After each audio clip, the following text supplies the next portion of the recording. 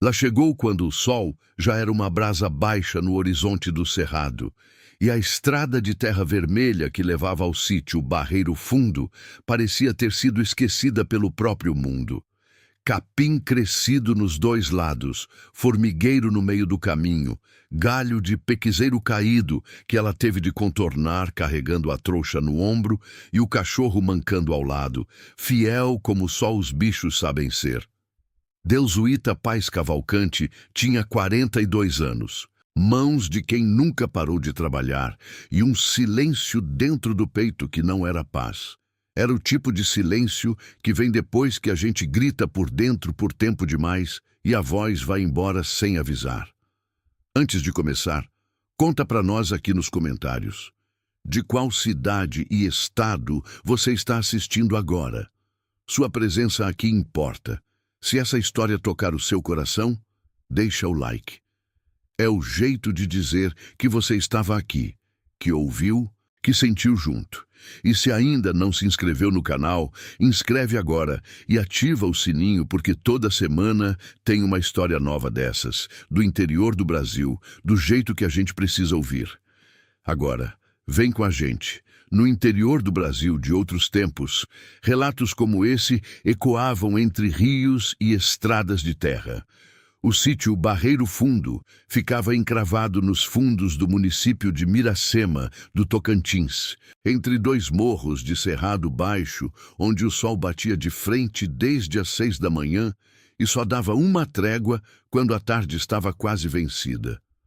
O lugar tinha esse nome porque no fundo da propriedade havia um barreiro de argila escura, aquela lama grossa que os bichos vinham lamber no tempo de seca e que a chuva transformava em espelho temporário.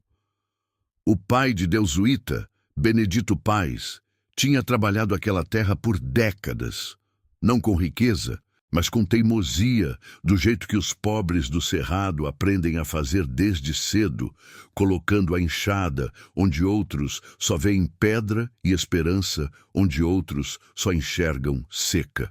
Benedito morreu sem deixar papel assinado, não porque não quisesse, mas porque não sabia muito bem como se faziam essas coisas, e porque confiava que a família guardaria o que era da família.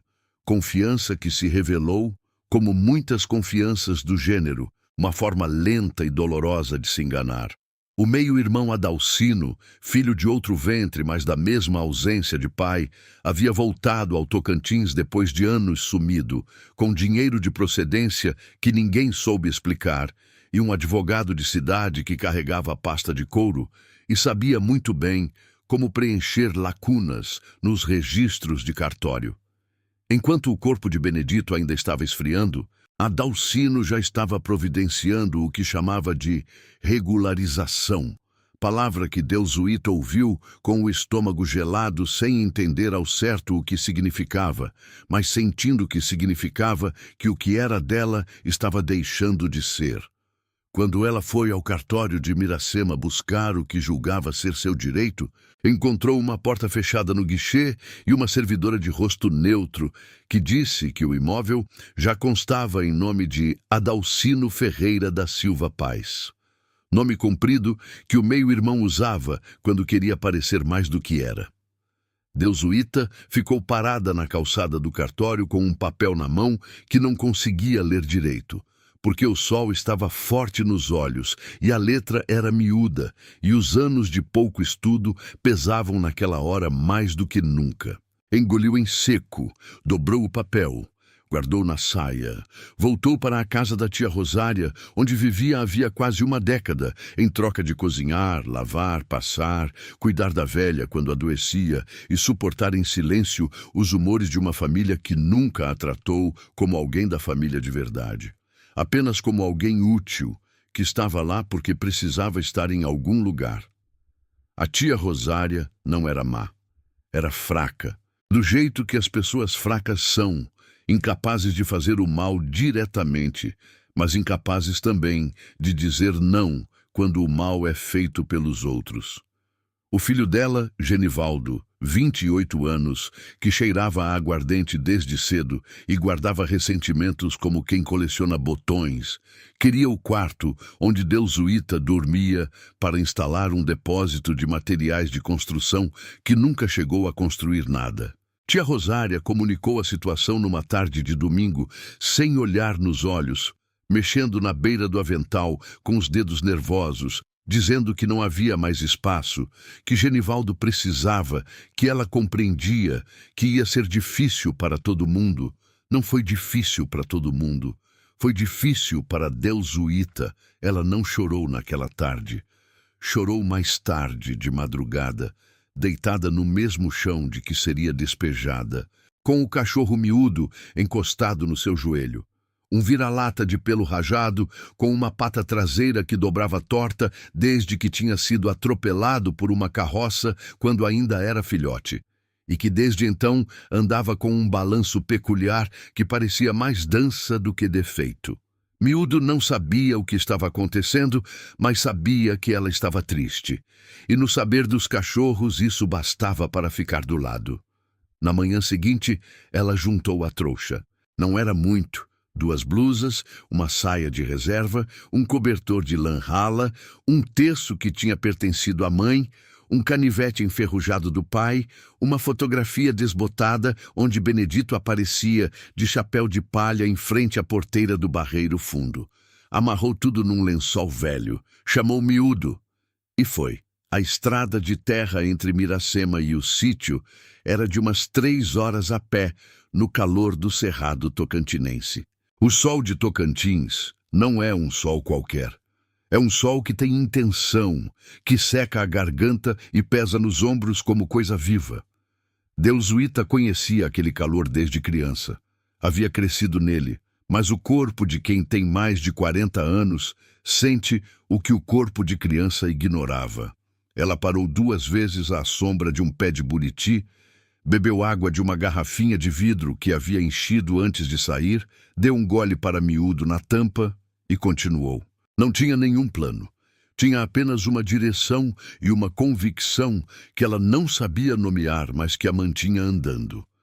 Aquela terra havia sido do pai, e o pai havia sido bom, e o que vinha de gente boa não deveria ser tomado sem que alguém ao menos lutasse por isso. Não era cálculo. Era algo mais antigo que cálculo. Uma teimosia que morava no sangue como morrinha de rio que não larga mesmo depois que a água seca.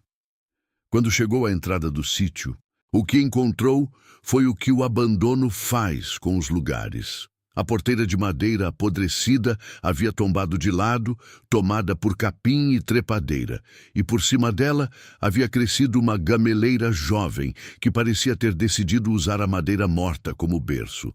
O terreiro estava coberto de vassourinha, carrapicho e um mato rasteiro de nome que ela não sabia, mas que o pé conhecia pelo arranhado. A casa de adobe tinha a parede do lado leste toda descascada, com o tijolo aparente cor de carne antiga e uma rachadura no canto direito por onde provavelmente entrava chuva quando chovia de través. O telhado de barro estava inteiro, mas um dos beirais havia cedido em 2 palmos e a madeira ali estava escura de umidade velha. Ela ficou parada na entrada por um tempo que ela mesma não soube medir. Miúdo entrou primeiro, farejando tudo com aquela curiosidade, sem medo que os cachorros têm e os humanos perdem com os anos. Depois entrou ela. O cheiro era de mofo, de ninho antigo, de morcego e de tempo parado. No canto da sala havia fezes de morcego acumuladas numa pilha que denunciava anos de presença. O fogão de lenha de ferro fundido estava no lugar, enferrujado, mas inteiro. E essa foi a primeira coisa que Delzuíta viu que fez algo dentro dela aquecer.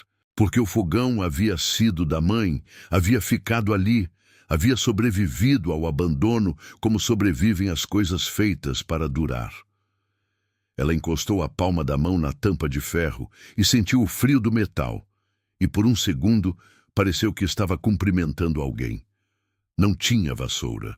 Usou um galho de jurubeba que arrancou do quintal. Não tinha água dentro de casa. O poço no terreiro estava seco como boca de velho sem dente, com a boca aberta para o céu e um cheiro de terra quente vindo de dentro. Mas Toninha Guedes, vizinha do sítio do lado, 73 anos, mulher pequena e de passo lento, que apareceu pela cerca de arame no segundo dia de manhã, com um pedaço de rapadura e uma desconfiança educada nos olhos, disse que o poço do fundo, o que ficava perto do barreiro, a uns 200 metros da casa, ainda tinha água mesmo no tempo de seca, porque bebia do lençol freático que vinha do morro. Toninha não perguntou nada demais. Olhou o terreiro que Deusuíta havia varrido com o galho, olhou o rosto cansado dela, deixou a rapadura na pedra da janela e foi embora sem mais cerimônia. Deusuíta ficou olhando a velha se afastar pelo caminho de chão batido, com a saia balançando no passo lento, e sentiu a garganta apertar de um jeito que não era tristeza. Era gratidão. O tipo que dói porque vem depois de muito tempo sem receber nada de graça. Ela foi até o poço do fundo com o balde de lata que achou no paiol. A água estava lá, escura e fria no fundo, e quando o balde bateu na superfície, o som ecoou de um jeito que parecia que a terra estava respondendo. Voltou carregando o balde nas duas mãos, devagar para não entornar, com o miúdo andando ao lado fazendo sua dança torta. Aqueceu água no fogão de lenha com galhos que apanhou no cerrado. Esfregou o chão de terra batida da sala, varreu os cantos, empilhou as fezes de morcego num canto do quintal para depois. Não terminou naquele dia, não terminou no dia seguinte, mas começou, e começo para quem não tem mais nada vale um mundo inteiro. Na terceira noite, deitada no chão com o cobertor por cima e a vela de sebo que Toninha havia trazido junto com a rapadura alumiando o canto da sala, Deusuíta ouviu um barulho no telhado. Ficou imóvel. O coração acelerou. Miúdo levantou as orelhas. O barulho veio de novo. Passos leves, ritmados, de algo que andava pelo barro das telhas. Ela ficou esperando com a respiração contida até que o barulho foi embora na direção do quintal. Mico. Provavelmente havia um bando que frequentava os pés de caju na beira do sítio. Mas o medo que aquele barulho tinha acordado nela não foi embora tão rápido quanto os micos. Ficou na sala por mais 1 hora, olhando o teto, pensando nas notícias que não sabia ainda que viriam, nas ameaças que não sabia ainda que estavam sendo preparadas, no nome do meio-irmão escrito no papel do cartório com uma tinta que ela precisava aprender a apagar. Notificação chegou numa terça-feira de manhã cedo, colada com fita adesiva na parede externa da casa, e o homem que a trouxe, oficial de cartório, uns 50 anos, bicicleta velha e expressão de quem entrega coisa ruim e quer ir embora depressa. Mal esperou Deusuíta chegar à porta antes de já estar pedalando de volta para a estrada. Ela ficou com o papel na mão, olhou para as letras miúdas que o sol tornava ainda mais difíceis de enxergar e foi até a sombra da mangueira do terreiro para tentar ler com mais calma. Leu 2 vezes, 3. Entendeu o suficiente para que o estômago descesse. O papel dizia, em linguagem de cartório que parecia feita para afastar quem não estudou, que o imóvel denominado Sítio Barreiro Fundo, localizado na zona rural do município de Miracema do Tocantins, constava registrado em nome de Adalcino Ferreira da Silva Paz, e que a ocupação irregular do referido imóvel por terceiros constituía infração passível de reintegração de posse mediante ordem judicial. Havia um prazo. Havia um número de processo. Havia um carimbo vermelho que parecia sangrar no papel branco. Deusuíta dobrou o papel devagar, com uma precisão que suas mãos encontraram sozinhas, como se o corpo soubesse que era preciso guardar aquilo com cuidado para não perder o que estava escrito. Colocou dentro do bolso da saia. Ficou parada debaixo da mangueira por um tempo que ela não soube medir, com a mão espalmada no tronco da árvore, olhando o terreiro que havia varrido, o canteiro de quiabo que havia começado a preparar, a parede que havia começado a rebarbar com barro novo. A raiva veio devagar, como costuma vir a raiva verdadeira. Não num acesso, mas numa maré que sobe e vai tomando espaço sem pedir licença. Foi Toninha quem chegou naquela mesma tarde, como se o cerrado tivesse comunicado à velha que havia algo errado no sítio vizinho. Toninha Guedes tinha 73 anos e uma sabedoria de quem viveu no mesmo lugar por décadas e aprendeu a ler os sinais que as pessoas transmitem sem querer. No jeito de andar, no jeito de ficar parada, no jeito em que os ombros caem quando a notícia é pesada. Ela viu Deusuíta sentada no batente da porta com o miúdo no colo e soube antes de perguntar. "Veio papel, foi?" disse ela, sentando na pedra do terreiro sem cerimônia. "Veio", respondeu Deusuíta, "do Adalcino, do cartório, mas é da parte dele." Toninha ficou um tempo em silêncio, olhando para o chão. Depois falou. "Seu pai me contou uma vez que tinha deixado os papéis do sítio com um compadre, um homem chamado Osório Balbino, seu Ló, que todo mundo chamava. Eu sei quem é seu Ló", disse Deusuíta, e havia na voz dela uma tensão que ela tentou esconder e não conseguiu. "Sabe onde ele mora? Na vila de Angical do Norte. Mas faz anos que não ouço falar dele. Não sei se ainda vive." Toninha olhou para ela com aqueles olhos que tinham visto muita coisa e não se assustavam com facilidade. "Vive. Eu soube através da mulher do Zeferino que ele ainda está lá, sentado na mesma cadeira de balanço de sempre. 81 anos e memória de arquivo vivo é o que dizem. Angical do Norte é 22 quilômetros daqui." "Eu sei quantos quilômetros é", disse Toninha sem ironia, apenas como quem constata um fato. "E você veio de mais longe a pé. Não era conselho, não era ordem, era apenas uma verdade colocada no ar, do jeito que as pessoas do interior do Brasil às vezes dizem o que precisa ser dito sem enfeitar." Deusuíta ficou olhando para a velha e sentiu que havia ali uma aliança que não tinha sido celebrada com palavras, mas que era real, como a pedra do terreiro onde Toninha estava sentada. Antes que ela pudesse planejar a ida a Angical do Norte, porém, apareceu Raimundo Severo. Chegou numa manhã de quinta-feira, a cavalo, com um chapéu de couro inclinado para o lado e um sorriso que tinha sido praticado em frente a espelho. O tipo de sorriso que parece amigável, mas guarda alguma coisa atrás dos dentes. Raimundo era o homem que cuidava dos arrendamentos rurais da região para o grupo de interesses do qual Adalcino fazia parte, 44 anos, voz mansa que subia de volume quando não era obedecido, e a reputação de nunca ter perdido uma negociação. Não porque fosse o mais inteligente, mas porque sabia muito bem quando pressionar e quando fingir que estava ajudando. Ele desceu do cavalo, amarrou o animal no esteio do paiol e foi até Deusuíta com a mão estendida como quem visita um amigo. "Bom dia, dona Deusuíta. Vim conversar sobre uma proposta que pode resolver essa situação de um jeito bom para todo mundo." "Bom dia", ela disse, sem apertar a mão que ele estendia. Raimundo fingiu não notar. Tirou o chapéu, passou a mão no cabelo oleado. "Olha, o seu irmão não quer confusão. Ele quer resolver isso na paz. Está disposto a comprar sua parte na terra por um valor que eu considero justo para o momento." "Meu meio-irmão", disse ela. "Como? Você disse meu irmão? É meu meio-irmão."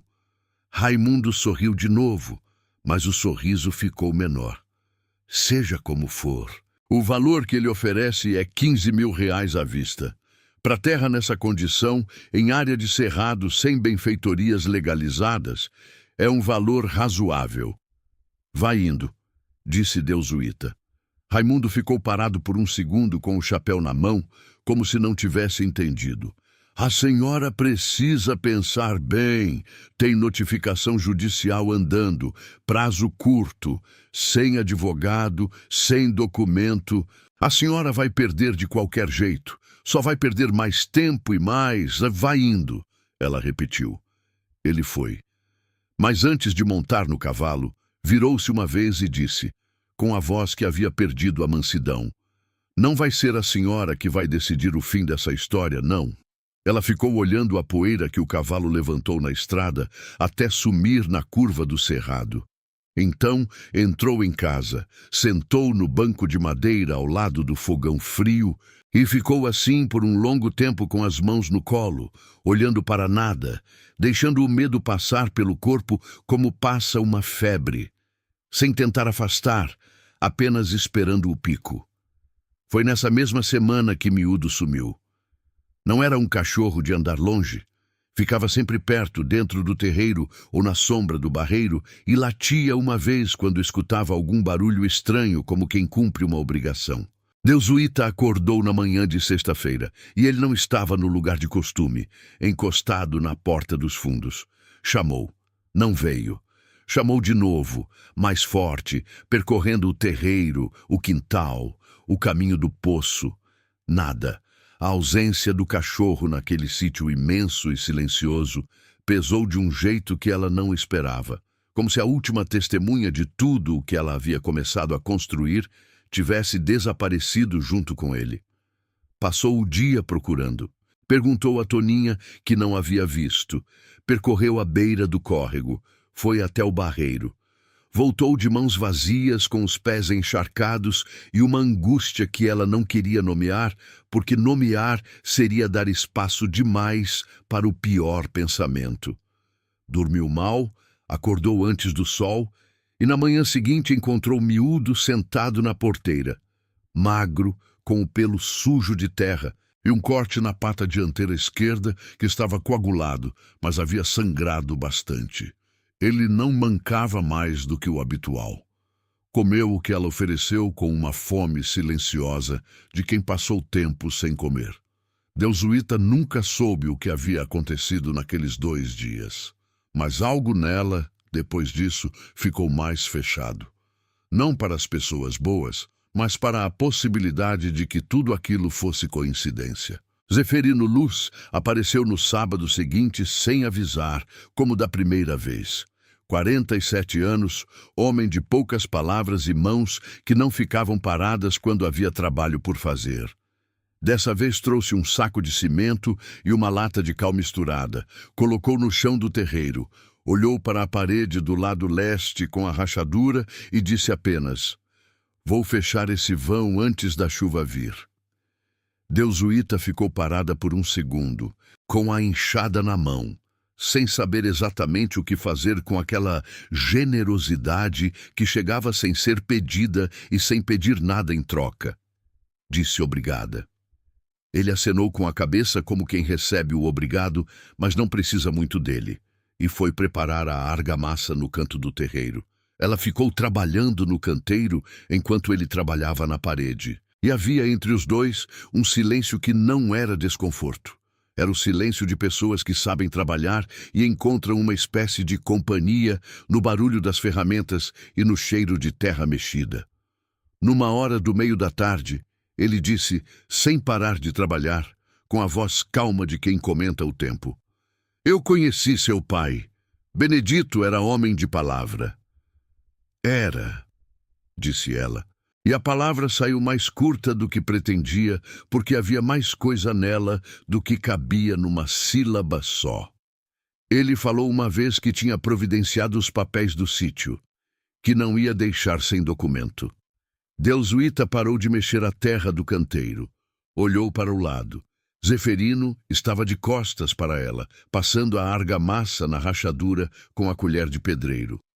"O senhor sabe de algum documento?" Ela perguntou devagar. "Não de documento", ele disse, "mas sei de um agrimensor que veio medir esse sítio tem uns 8 anos, mandado pelo próprio Adalcino. O homem passou aqui, esqueceu uma caderneta no meu paiol e nunca mais voltou buscar. Eu guardei porque não é certo jogar fora o que é de outro." Deusuíta sentiu o coração bater mais forte. Ficou esperando, mas Zeferino não continuou imediatamente. Era homem que não dizia tudo de uma vez, que deixava a informação assentar antes de completar. Depois de mais um tempo trabalhando na parede, ele acrescentou: Essa caderneta tem a medição do sítio, os limites, a data. E tem uma anotação do agrimensor dizendo que a posse já estava exercida há mais de 10 anos na época, que havia plantio, cerca, moradia com sinais de uso contínuo. Ele anotou isso porque era obrigação da profissão. Seu Adalcino provavelmente não esperava que esse homem fosse tão cuidadoso. Aquela tarde terminou com a rachadura fechada e uma informação guardada no peito de Delzuíta que mudava o peso de tudo. Não era a solução. Ela sabia que não era tão simples, mas era uma pedra a mais na fundação de alguma coisa que começava a ter forma, ainda que ela não soubesse ainda dar nome a essa forma, nem enxergar onde ela terminava. Naquela noite, com o miúdo ao lado e o vento do cerrado batendo na janela sem vidro, ela ficou olhando o teto de madeira escura e pensou no pai. Pensou na voz dele, grave, pausada, com um sotaque que carregava o interior do Tocantins em cada vogal aberta. Pensou que ele havia providenciado os papéis, porque sabia, de alguma forma, que o que a gente planta com honestidade precisa de proteção contra os que chegam depois, com pressa e papel assinado. E pensou que talvez Benedito Pai soubesse mais do que deixou parecer, e que cabia a ela, filha que havia herdado a teimosia junto com o nome, encontrar o que ele havia deixado escondido onde só a persistência alcança. Contador de caracteres. Ela saiu antes do sol raiar, com os pés calçados no único par de sandália que tinha. Couro grosso de sola dura, comprado num mercadinho de Miracema 2 anos antes, já com a tira do tornozelo costurada de arame, porque o velcro havia arrebentado. Levou água numa garrafinha de vidro, 2 pedaços de broa que Toninha havia trazido na véspera, embrulhados num pano, e a caderneta do agrimensor guardada dentro da trouxa, enrolada num pedaço de plástico para proteger do suor e do orvalho do cerrado. Deixou miúdo com Toninha. A velha havia concordado sem dizer mais que um gesto com a mão, desses que valem por uma frase inteira. A estrada para Angical do Norte era de 22 quilômetros, e Delzuíta sabia que ia levar o dia inteiro, talvez passar uma noite no caminho se as pernas não aguentassem o ritmo. Mas ela também sabia que não havia outra forma. Não havia condução.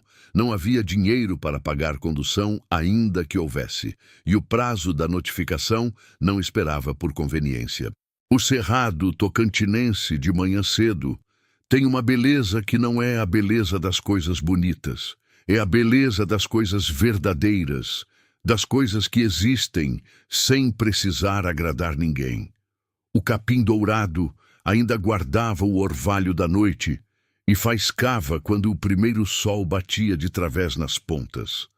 Os pés de buriti, espalhados nas veredas, tinham aquela silhueta de palmeira que parece desenhada por uma mão que sabe exatamente quanto basta. A Juriti cantava num cajueiro à beira da estrada, uma única nota repetida com a paciência de quem não tem pressa nem medo, e Delzuíta parou 1 segundo só para ouvir.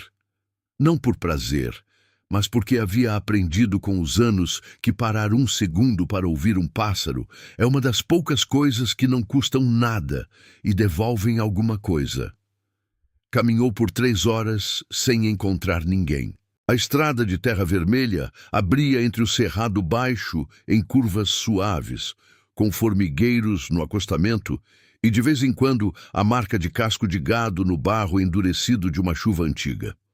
O sol foi subindo e o calor foi chegando do jeito que chega em Tocantins, sem aviso de uma vez, como quem abre uma porta de forno. Ela molhou o lenço na garrafinha e amarrou no pescoço.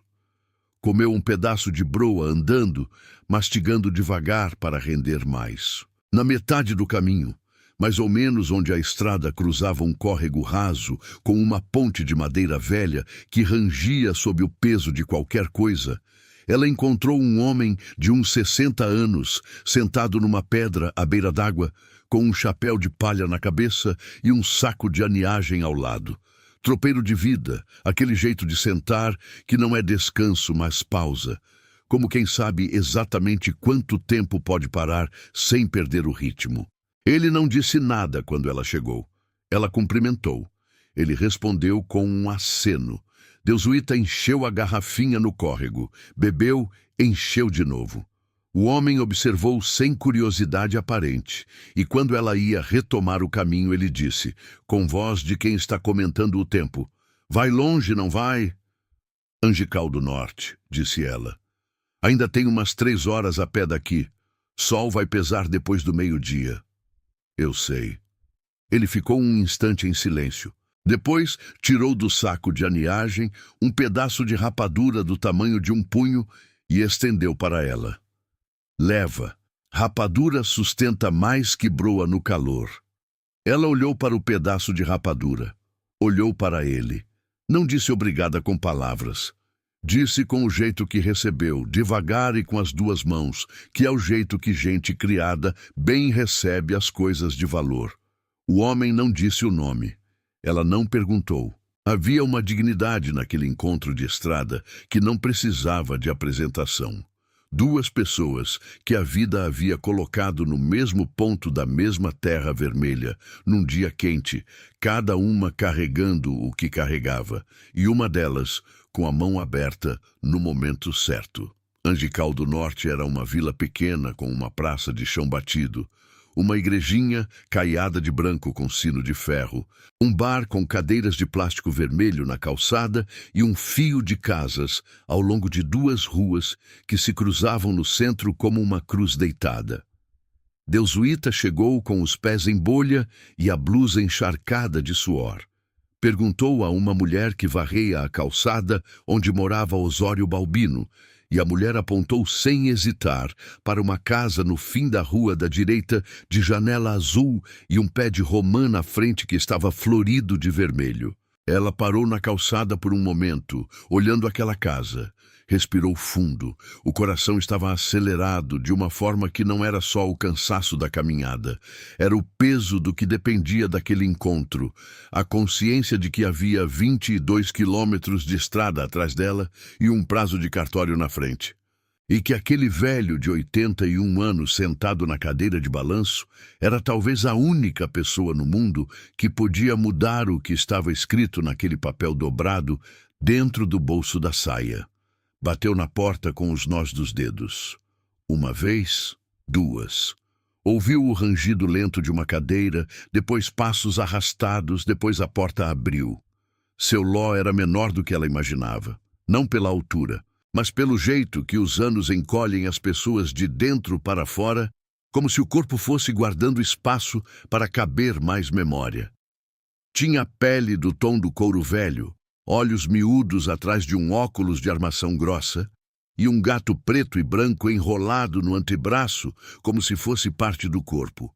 Olhou para ela por um tempo que pareceu mais longo do que foi.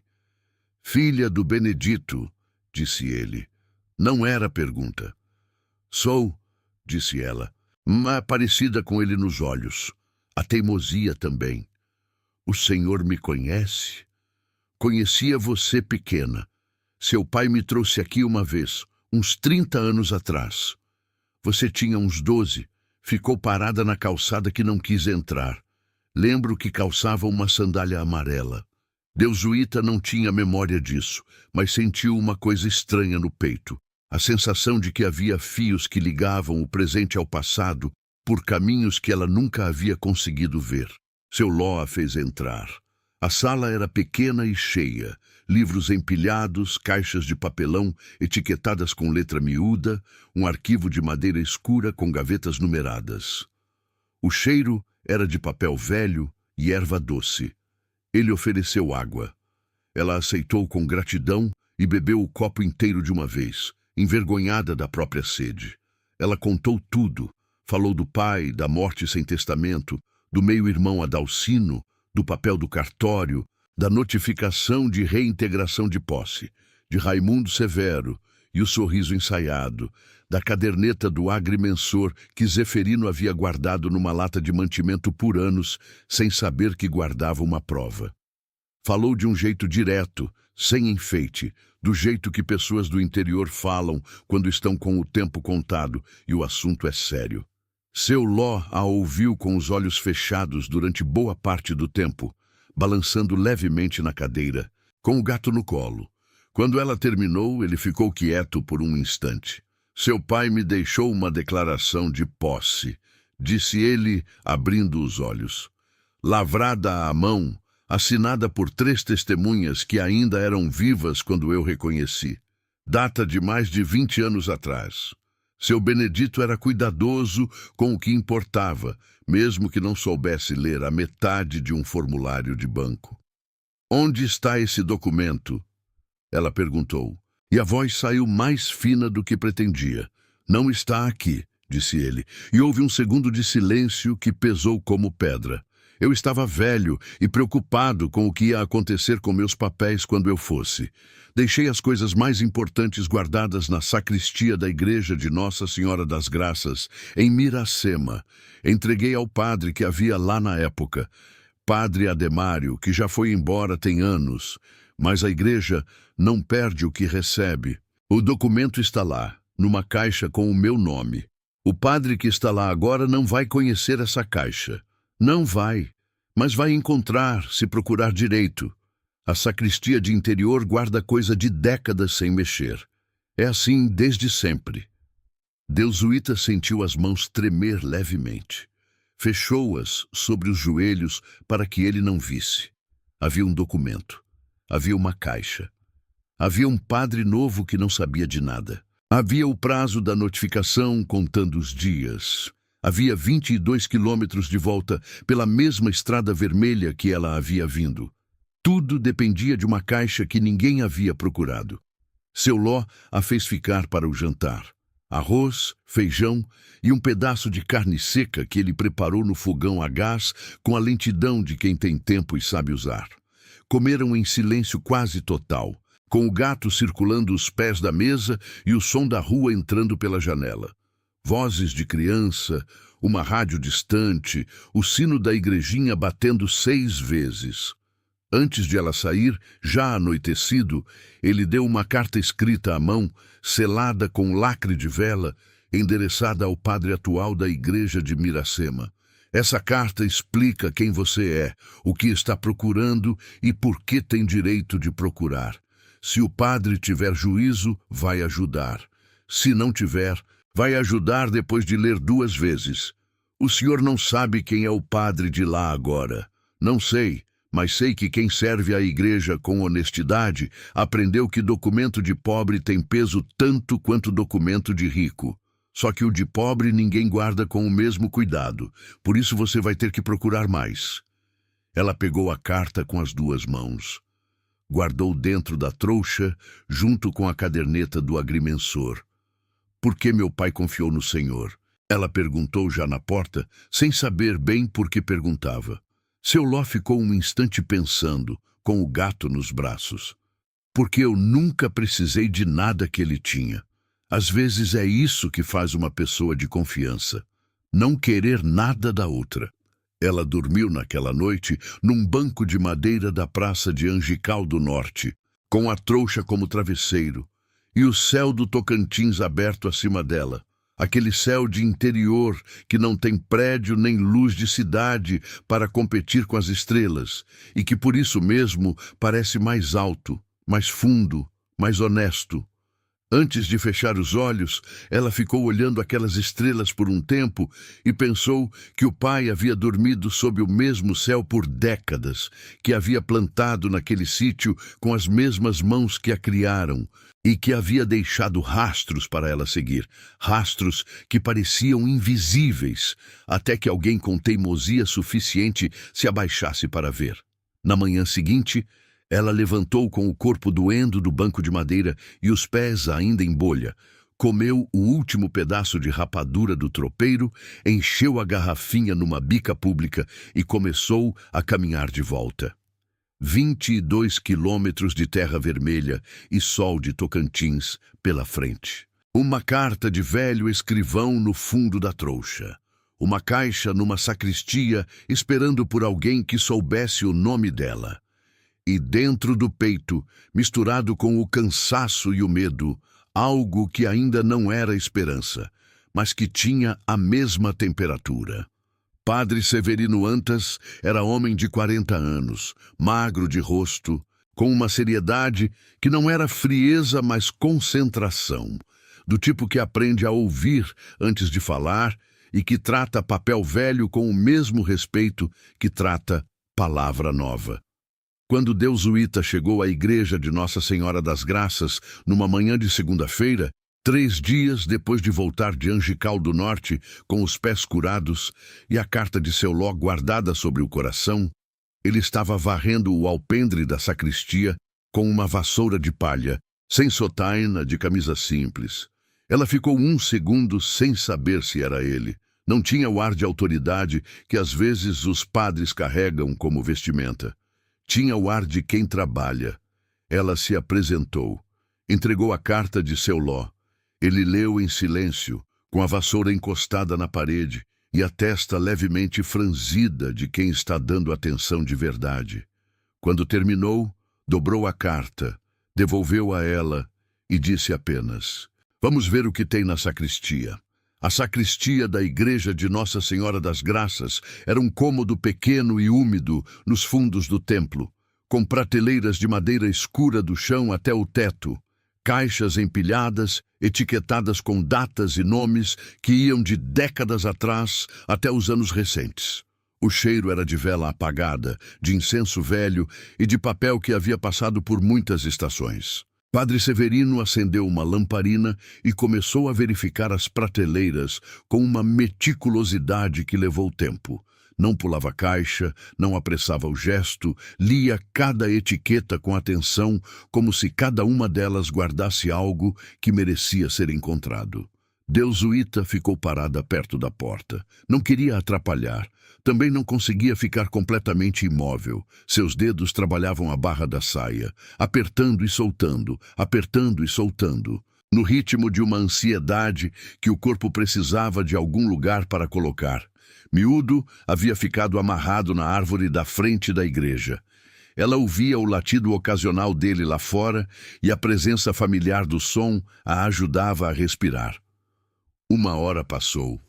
O padre ia e voltava das prateleiras, movendo caixas, abrindo, fechando. Deusuíta começou a sentir um frio na barriga, que não era do ambiente. Era o frio de quem começa a considerar que talvez o que procura não esteja mais lá. Que os anos tenham engolido. Que alguém em alguma limpeza antiga tenha descartado sem saber o que descartava. Foi quando o padre Severino, na terceira prateleira da parede do fundo, moveu uma caixa grande e descobriu atrás dela uma menor, sem etiqueta, com apenas 2 iniciais escritas a lápis na tampa. OB, Osório Balbino, disse ele baixinho, mais para si do que para ela. Deusuíta deu um passo à frente. O coração batia num ritmo que ela sentia na garganta. O padre abriu a caixa com cuidado. Havia dentro papéis dobrados, uma fotografia pequena desbotada, um rosário de madeira escura e, no fundo, um envelope pardo selado com lacre de cera marrom já ressecado. O envelope tinha escrito na frente, com a letra caprichada de escrivão, declaração de posse, Benedito Paes Cavalcante, sítio Barreiro Fundo, Miracema do Tocantins. Ela ficou olhando para aquele envelope por um tempo que não soube medir. Depois sentou no chão da sacristia. Simplesmente sentou, porque as pernas não sustentaram mais o peso do que estava sentindo. Não chorou. Os olhos arderam, mas as lágrimas não vieram. Havia algo maior que lágrima naquele momento. Uma coisa que não tinha nome exato, mas que era feita de todos os quilômetros andados, de todas as noites no chão de terra batida, de todas as vezes que ela havia dobrado o medo no bolso junto com o papel do cartório e continuado acordada quando queria dormir para não pensar. O que veio depois foi lento e burocrático do jeito que as coisas que importam costumam ser. Não drama de novela, mas paciência de gente que aprendeu que o mundo não move depressa para quem não tem dinheiro, mas move desde que a pessoa não saia do lugar. Padre Severino indicou um advogado de carteira simples chamado Moacir Teles, 43 anos. Homem que atendia em sala pequena com cheiro de cigarro apagado e uma pilha de processos em cima da mesa que dizia mais sobre o quanto ele trabalhava do que qualquer diploma na parede. Moacir leu a declaração de seu Ló, leu as anotações da caderneta do agrimensor que Zeferino havia guardado, ouviu o que Deusuíta tinha a dizer e ficou em silêncio por um tempo longo. É possível, disse ele por fim. Não é fácil, mas é possível. Uso capião, com base em posse de pai mais continuidade da filha, somado ao documento anterior, ao registro fraudulento do irmão. Vai levar tempo. Quanto tempo? Ela perguntou. Meses, talvez mais de um ano. Tem notificação de reintegração de posse andando. Eu sei, mas notificação não é despejo imediato. Tem que virar ação. A ação tem que ter sentença. Enquanto a gente contesta, você fica. Precisa pagar IPTU. Precisa mostrar posse contínua. Plantio, melhoria, presença, tudo documentado. Eu já comecei a plantar. Então, continua plantando. Ela saiu do escritório de Moacir Teles com os ombros um pouco menos pesados e o bolso um pouco mais leve, porque o advogado havia cobrado metade do que dizia ser o valor e dito que a outra metade ficava para quando o processo terminasse. Olhando para ela com a expressão de quem faz isso não por bondade sentimental, mas por uma noção antiga de que nem todo trabalho tem que ser medido pelo que o cliente pode pagar. Adalcino tentou. Mandou Raimundo Severo uma última vez, com uma proposta de acordo que havia encolhido de 15 para 10 mil reais, sinal de que sabia que o terreno havia mudado. Raimundo chegou sem o sorriso ensaiado da primeira vez, com uma pressa que delatava a instrução de voltar rápido. Deusuíta o recebeu na porteira, de pé, com o miúdo ao lado e a enxada na mão, não como ameaça, mas como parte natural do que estava fazendo antes de ser interrompida. Dona Deusuíta, o seu irmão. Meu meio-irmão. Seu meio-irmão está disposto a encerrar isso de forma amigável. 10 mil reais e a senhora. O processo está na justiça, ela disse. Qualquer conversa é com o advogado. O nome dele é Moacir Teles, escritório na Rua da Matriz. Raimundo ficou parado por um segundo, com o chapéu na mão, e pela primeira vez, desde que havia aparecido ali, ele não tinha sorriso nenhum para usar. A senhora sabe que isso vai ser demorado. Vai custar. Vai cansar. Já cansei antes, disse ela. Não foi isso que me parou. Raimundo foi embora. Desta vez, não virou para trás. Depois disso, Edalcino ficou quieto, não porque desistiu de imediato, mas porque seu advogado havia provavelmente explicado que a caderneta do agrimensor e a declaração de seu Ló, somadas aos anos de posse documentada, tornavam o processo trabalhoso demais para o resultado incerto. Pessoas como Adalcino calculam, quando o cálculo não fecha, somem. Não com elegância, somem como some fumaça quando o vento muda, sem cerimônia, sem explicação, como se nunca tivessem estado. A sentença de usucapião chegou 14 meses depois, numa tarde comum de setembro, trazida pelo cartório por um oficial diferente do primeiro, mais novo, de bicicleta nova, que entregou o envelope com um sorriso neutro de quem não sabe o que está entregando. Deusuíta abriu na calçada, leu devagar, entendeu o suficiente, dobrou com cuidado, colocou no bolso da saia. Chamou miúdo, que veio dançando no seu trote torto e familiar, e voltou para o sítio a pé, como sempre havia feito, mas com um peso diferente no passo. Não mais leve, porque a vida não fica mais leve, mas mais firme, que é uma coisa diferente e melhor. O sítio Barreiro Fundo, naquele setembro, já não era o que havia sido. A parede do lado leste estava rebocada e caiada de branco com cal, que Zeferino havia trazido numa manhã sem aviso.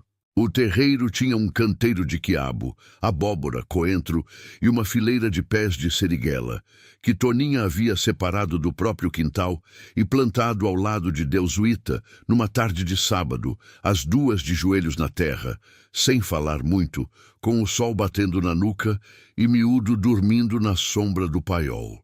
A menina, Euriceia, que havia continuado aparecendo quase todo dia com os olhos grandes e sérios, agora chegava e sabia onde estava o copo, sabia onde ficava a vassoura.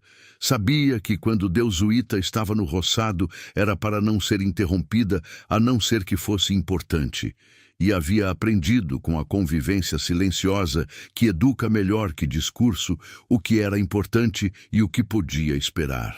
O fogão de ferro da mãe ainda estava no lugar, agora limpo do enferrujado, com a lenha sempre posta do lado de direito por hábito que Deus Uita havia criado sem perceber. A cisterna havia sido consertada por Zeferino e dois vizinhos que ele havia trazido sem cerimônia numa manhã de trabalho coletivo que terminou com arroz e feijão feitos no fogão de lenha para todo mundo. Refeição simples que Deus Uita serviu sem saber bem como agradecer aquilo tudo, e que por isso serviu em silêncio com o prato cheio, que é o jeito mais honesto de agradecer. Toninha havia dito certa vez, descascando mandioca no terreiro, que terra não pertence a quem tem papel, pertence a quem chega quando ela está abandonada, que limpa, que planta, que fica quando todo mundo diz que não vale a pena ficar. Deus Uita havia ouvido aquilo e não respondido nada, porque havia coisas que eram tão verdadeiras que responder parecia diminuir, mas guardou dentro, do jeito que se guarda as coisas que a gente sabe que vai precisar lembrar. Foi numa tarde de setembro, com a sentença dobrada no bolso e a luz do fim do dia pintando o cerrado daquele laranja que parece promessa, que Deus Uita chegou ao sítio e encontrou uma mulher sentada na pedra da porteira. Uns 30 e poucos anos, cabelo preso com um pedaço de borracha, uma sacola de nylon no chão com o alça já desgastada pelo uso. Olhos baixos que subiram devagar quando ouviram os passos na estrada. E naqueles olhos, antes que qualquer palavra fosse dita, antes de nome ou história ou explicação, Deus Uita reconheceu o que havia dentro deles, como quem reconhece o próprio rosto num espelho antigo. O olhar de quem não tem para onde ir e ainda não sabe se pode pedir. Ficou parada por um segundo. Olhou para a mulher, olhou para o terreiro que havia varrido com galho de jurubeba no primeiro dia. Olhou para a parede caiada de branco, para o canteiro de quiabo, para a mangueira do terreiro que havia crescido mais um palmo naqueles meses todos. Então, abriu a porteira. Não disse venha, não disse pode entrar. Não disse nada que precisasse ser dito com palavras, porque havia um gesto que valia por todos eles, o mesmo gesto que ninguém havia feito por ela, naquela outra tarde de outro ano, quando ela mesma havia chegado com uma trouxa num lençol velho e um cachorro manco, e a única coisa que tinha era a teimosia de não aceitar que o fim da estrada era o fim da história. A mulher entrou. Miúdo farejou a sacola dela com aquela curiosidade, sem medo, que nunca havia perdido. A tarde caía sobre o cerrado com aquela luz que dura pouco e por isso mesmo parece mais preciosa. E no terreiro do sítio, Barreiro Fundo, que havia sido esquecido e havia sido disputado e havia sido limpo com galho de jurubeba e rebocado com barro e mãos e paciência, havia agora duas mulheres e um cachorro manco e o cheiro de terra molhada do canteiro e o som distante da juriti no cajueiro, cantando aquela nota única que repete sem cansar, porque algumas coisas simplesmente precisam continuar sendo ditas. E é assim que o cerrado guarda os seus, não com abraço, não com promessa, mas com terra firme embaixo dos pés de quem não desiste. Deus Uita Paz Cavalcante não venceu porque teve sorte, venceu porque ficou, porque varreu com galho quando não tinha vassoura, porque caminhou 44 quilômetros de ida e volta numa estrada de barro para buscar um papel que o pai havia deixado onde só a persistência alcança. Porque aceitou a rapadura do tropeiro e o cimento do vizinho e a sabedoria da velha, e fez de cada gesto recebido uma pedra na fundação de algo que não tinha nome ainda, mas que foi, com o tempo, tomando a forma de lar. Há histórias que o mundo não conta, porque as pessoas que as vivem não têm voz de palanque nem rosto em jornal. Mas elas acontecem. No fundo do cerrado, no fundo do sertão, no fundo do Brasil, que não aparece em mapa turístico, e deixam rastro de terra revolvida e canteiro florido e porteira aberta para quem chega depois. Se essa história apertou o seu coração, compartilha com alguém que precisa ouvir que recomeçar é possível, que às vezes a única coisa que separa o fim da estrada de um novo começo é uma porteira aberta por alguém que um dia também precisou que abrissem a dela. Inscreve-se no canal e ativa o sininho para não perder nenhuma dessas histórias do interior do Brasil. E nos conta aqui nos comentários. Qual foi o momento dessa história que apertou mais o seu peito? A gente lê cada um. Fique com Deus.